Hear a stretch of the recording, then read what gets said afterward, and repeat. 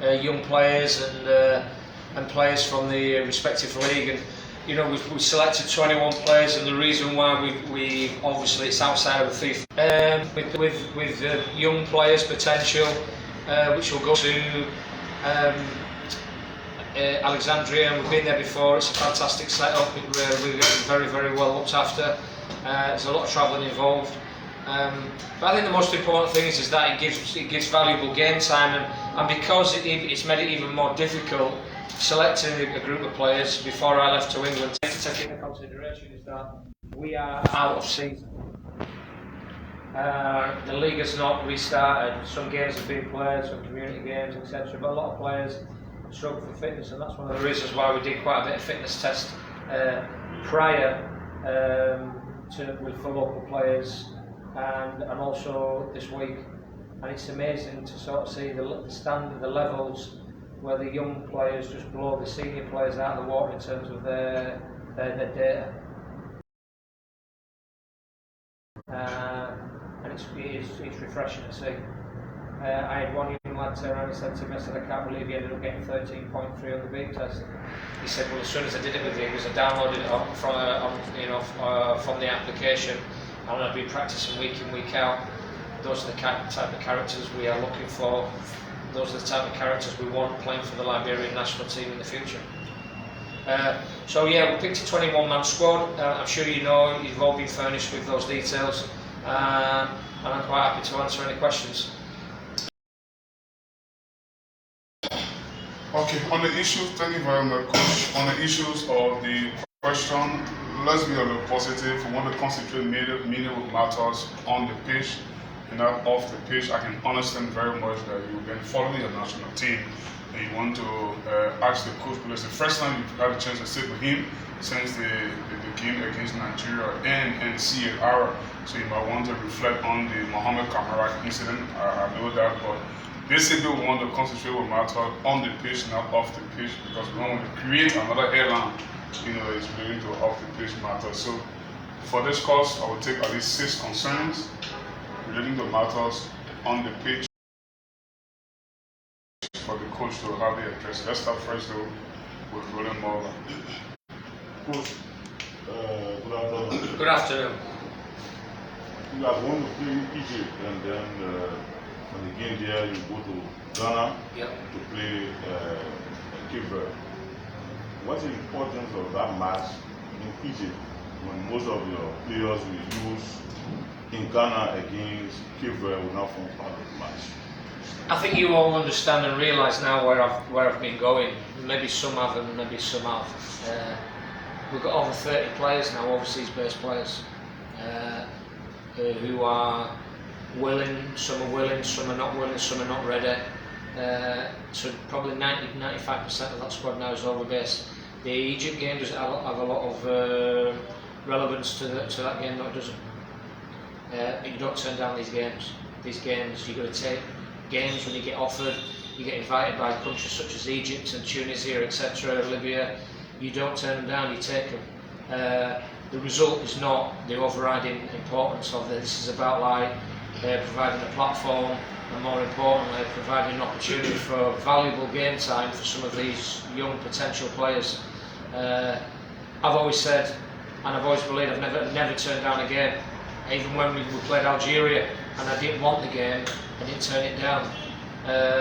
Even we'd lost numerous players and staff with COVID and we were down to bare numbers, I knew full well that experience, even though we got beat and we got well beaten in the end, even though for 35 minutes we were in the game, I still feel that there's a lot of positives you can take from that. So rather than dwell on the negatives, I took positives from that, and I think this is the same with this Egypt thing. It's just from the moment these players brought into a bit of a semi-camp, it's a learning curve, and they're exposed to different types of training and coaching that they get at the club level, different types of fitness expectations, and I also think travelling, even though it's difficult through this pandemic period, albeit thankful, so hopefully it's getting better. I just think it's just a wonderful, wonderful journey for these young potentially future LoneStars. Let's hear from Moses Gasu. Good afternoon, Coach. My name is Moses. Hello, Moses. Yeah, I'm from the Voice of America. I got two concerns. The first has to do with which way is Coach Butler going? Are you sticking with the home base players to predominantly dominate your squad, or the overseas players?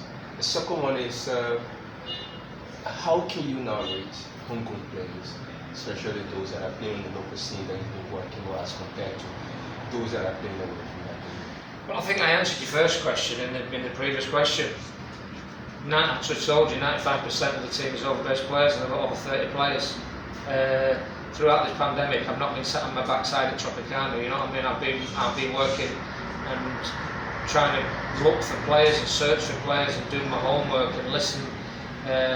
You know, whether it be Y Scout, whether it be Instat, whether it be like word of mouth through various scouting channels I've nurtured. I want as many over-based players as I possibly can. I don't hide from the facts. The reason why I did that 8-week under 20 squad was to actually identify the best youngsters, or some of the best youngsters. This country's a big country, you can't get around it, and I really, obviously, we concentrated. We did McGeeby, and we also did this area as well, Monserrado. We've got some fantastic young talented players, and I'm not afraid. I know it doesn't sit well with certain individuals, but I don't care. I care about the future of this country's football team, the LoneStars, and I care about giving young players an opportunity, a platform. So to answer your question, yeah, 95% of those players will be overseas-based players, and the local-based players, to judge them against that is unfair, because they don't get the coaching, they don't have the fitness regimes, they don't have the fitness programs, and more importantly, it's all about, to name 2-3 players: Frederick Dennis, Joseph Mento, Divine Tear. We need to expose those players to the outside world, and taking them to places like Egypt and that is just like, it's gold dust, it's invaluable. We have to do it if you want to have a strong team moving forwards in the next 3 to 5 years. I think anybody who understands football would look at that reason and say, yeah, it's right, the pathway is correct. It is correct. I don't have to, you don't have to be a nuclear physicist to work that one out. We are in a situation of a rebuild. We've got some great young players. I'll never ignore local players, but the reality of it is that overseas-based players are by far and away better equipped to play back-to-back games, as been proven, rather than local-based players, because A, they don't have the training programs and the discipline, etc., etc. Let's do follow-up. Michael Solomon. Two quick concerns, Coach. Good afternoon. Good afternoon. And first, to start off with, how do you rate your team performance in the World Cup qualifiers against Nigeria and the Central African Republic? And secondly, you have as many international friendly since you took over the national team in Liberia. Not many of your likes in that position had the opportunity. I mean, your rating of that too as well. I thought they were fantastic against Nigeria, and their attitude against Central African Republic when we had a few issues and a few problems. I thought the way they handled it was exemplary. I was really impressed with certain individuals. I thought Brem Samora came in and was outstanding. Ayiba's a young player coming through. He's going to get better and better, and so is Justin. I thought Abu Kamara was outstanding against Central African Republic. You're playing against Nigeria, a team of superstars. We haven't played a home fixture for 2 years. You've got to take this into consideration. I look at it, I play devil's advocate, and I go, playing away games doesn't bother me. You're going to lose games, of course you are. We live in the real world. We don't have the firepower, we don't have the abundance of quality that Nigeria possess. I knew that. But we have a lot of willing young good players now, and all of a sudden we've gone from a very, very aging strike force to a very, very young, progressive strike force who are going to get better and better with young players coming through, such as Abu, Ayiba, Patrick Ware. I could go on and on. So yeah, I was really disappointed to lose, but let's put things in context. I don't think many people expected us to beat Nigeria in their own backyard. I thought we went to Douala again, like playing another away fixture. Not easy, difficult. Every game for Liberia is on the road, and I think if anybody doesn't look at that, you know, and look at it realistically, they don't really understand football. I couldn't have been more happy with the group of players I'm working with at this present time. I think they're a great group of lads. Got a lot of respect for them, and I think it works both ways. We're going to get hiccups, we're going to get problems. We're going to players. They might not be. I bring 23 players or 21 players. Local players, sadly, at this present time, are always going to be fighting for positions within. We may have 3 or 4 places for them for the next camp, because 95% of that squad is going to be based on overseas players. Our fourth concern will come from Julius Compton, 422. Thank you. I'm Julius from Fortune Television. Working with the local based players here in Liberia, could you tell us some of your challenging moments and that you are working on to improve? And 2, the game in Ghana. Firstly, the game in Egypt. Will it be a deciding moment to select local based players for the game in Ghana?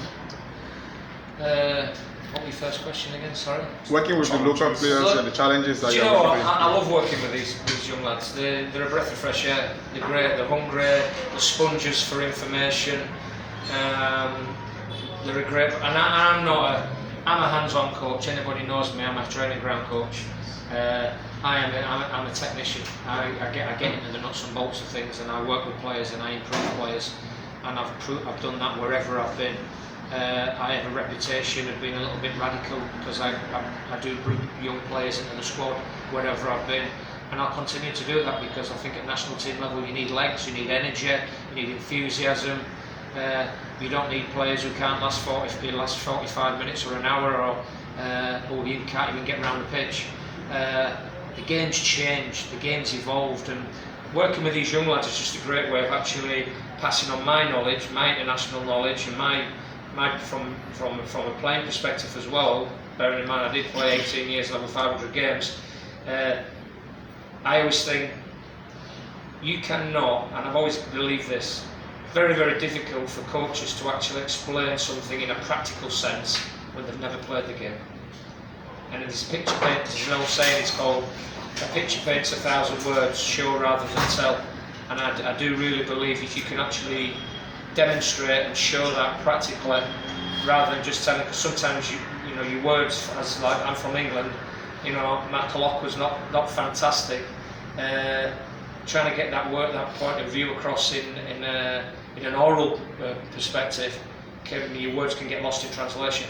The local lads are great, and I don't have a problem with them at all, and they will break into. But we've got two areas of local.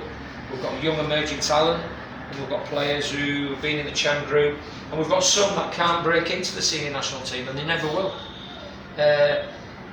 But you've got to take into consideration, we cannot call foreign overseas players for games such as Egypt. The Egypt games are completely different scenario, absolutely 100% different. Great for game management, great for time for game time for the players, but it doesn't have a great deal of relevance to the game. But it will give me an idea, because there'll only be 3 or 4 spots for the local national team players for the Cape Verde games. Thank you. Coach, we will hear from Truth FM's Henry Jolo. This is the 5th concern, right? Thank so you, we have Coach. one. So there's a lot of concerns. Sorry? There's a lot of concerns, 5th concern.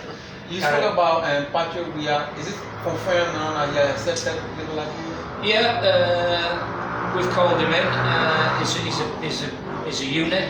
He's a big, strong, powerful young man. He was brought to my attention by various people. He's at Sacramento at this present time. He's on loan. I think it's a great opportunity to bring. You don't bypass, you don't turn down youngsters, you know, when they want to show willing and they're eager to come and play for their place of origin. Bringing in Justin Salmond and Brem Samora and Hiba Kusaya was a bit of a walk in the park in many respects, because they were very keen and enthusiastic to come. Brem's was a little bit different, but they've come in and they've brought professionalism. Seth Elberg brings that as well. You know, Oscar, you know, Alan, they've all been subjected to like a different way of doing things abroad. And we in Liberia have to embrace that. I've been brought up with that. There is a lot of gimmicks in the game, such as GPS vests and things like that.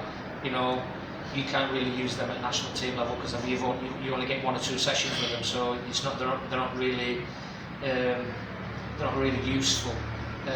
But just from a dietary perspective, rehydration, you know, how to sort of manage your time, your rest. The secret of my job is time management.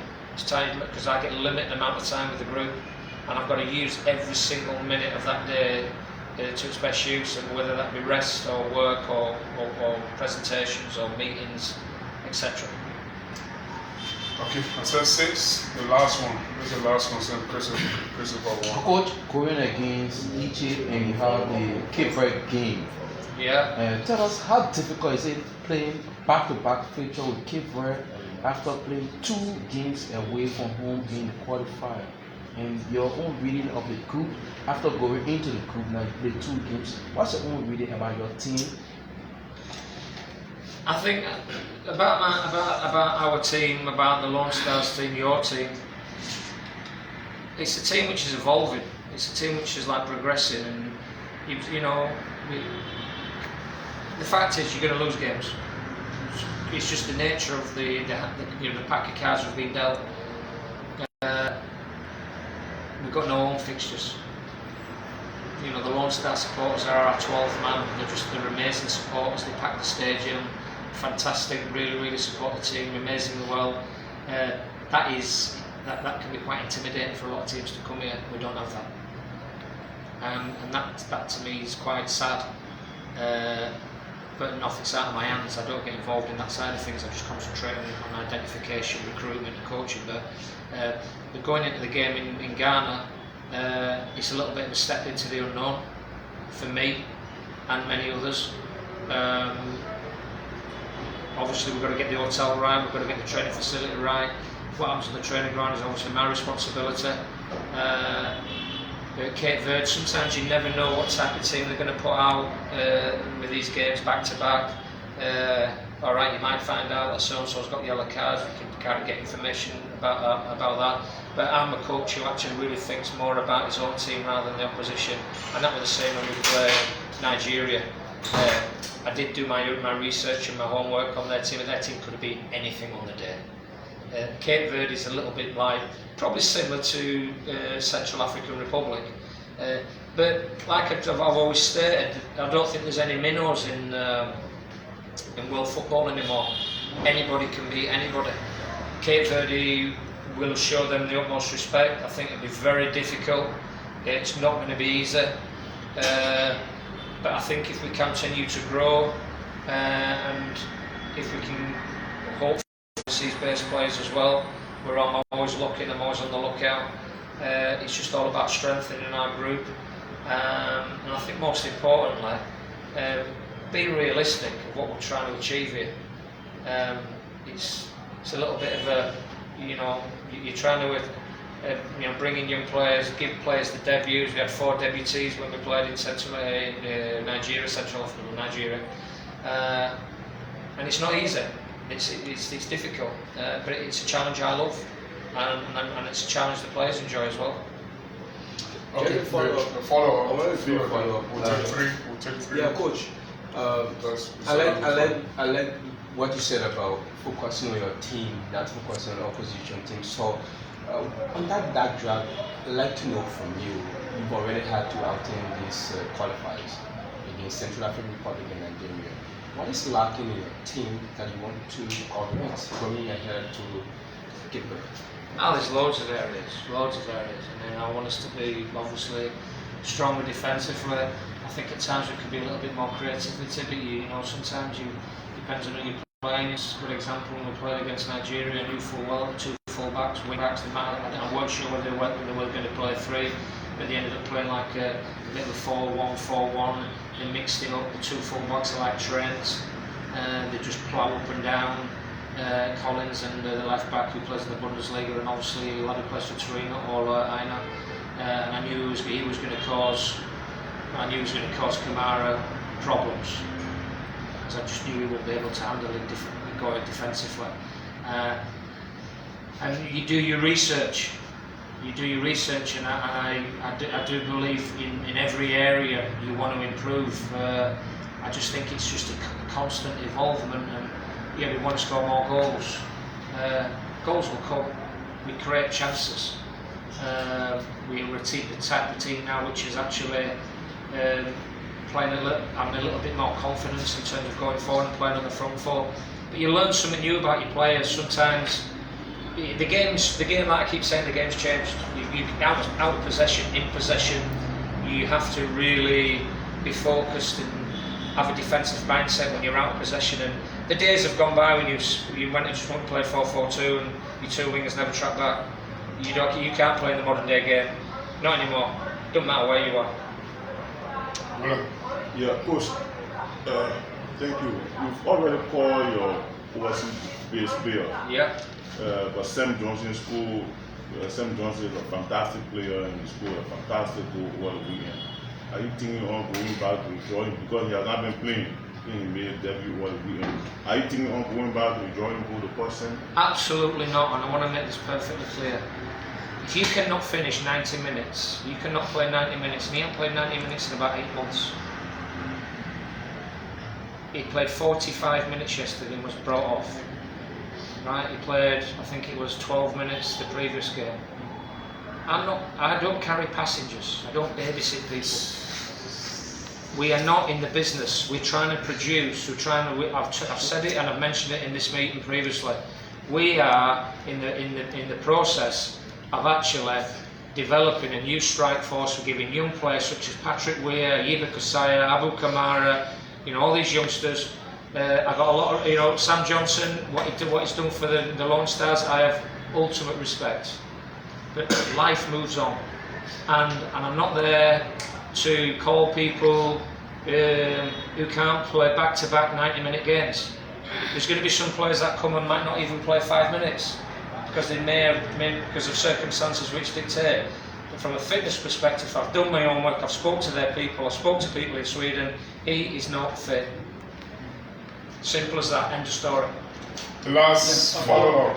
Yes, Coach, and you talk about playing 90 minutes. Obviously, almost 90% of the squad members, none of them get expected apart from Oscar Dolly for full 90 minutes on the club team. And most of that we learned that you wrote St. Johnson Club. Is that correct? Yeah, I did. I spoke to his club. I spoke to the people there attached to that club. I spoke to his previous club where he had an MRI scan. I did my research there as well, and they furnished me with the information. It's not information that I will share with you, but I did do my homework on it. I want players who are fit, and he's not fit. And I'm not really here to be disrespectful in any way, shape or form. We are building a team for the future, and you can. If you want all players, I'm not your coach. I'm not just your coach. I want young, energetic players who want to learn, who want to improve constantly, and we will continue to go down that road. Utmost respect for whoever's played for the LoneStars previously. I admire them for their contribution and thank them. But I'm looking forward. I'm not looking back. I'm sorry. Let's hear you, Chris, when we get closer. Coach, talking about your team, Moses asked you a question concerning where you think you need to improve. There are concerns about Oscar Dory playing at left back, and we still haven't seen that players to maybe serve a backup to him. But one left back you have actually discovered. Well, I think if Oscar Doyle is good enough to play for Slavia Prague in the Champions League at left back, I think he's good enough to play for the LoneStars at left back. Oscar Doyle is a wonderful footballer. Yeah, I could play him on the right wing, I could play him on the left wing, I could play him in midfield, I could play him left back, right back. He is absolutely superb role model for any young Liberian. I can't speak any highly of him. He is a bit of a dream ticket. Left back, we've gone from playing 3 at the back to 4 at the back. We'll adapt. We might play 3 at the back in Egypt and we're wing backs. We've got a young lad coming through called Fred Way. We've got Carlos is in the squad. It all depends. You know, Edward Ledlam's played a little left wing back and done a very, very good job. It's horses for courses. I think you have to be realistic in terms of actual, you know, it's not about satisfying people's egos when you play for the national team. It's about sacrificing sometimes your own personal challenges and basically putting the team first. And it's, you know, if you want to play for any team which I'm involved, you've got to adopt the we mentality, not the me mentality. And I've been in this game a long time. I've coached a lot of football, I've coached a lot at international level, and I love people like Marcus McCauley, who's you know, Brem Samora, you know, Alan, they'll play anywhere for you. Marcus McCauley could play him anywhere on the pitches like Oscar. So yeah, we want players, youngsters, and also experience, because they're the ones who actually sometimes you know, balance the broth, so to say. Okay, guys, thank you, Coach Butler. I wish you success. Thank you guys for coming.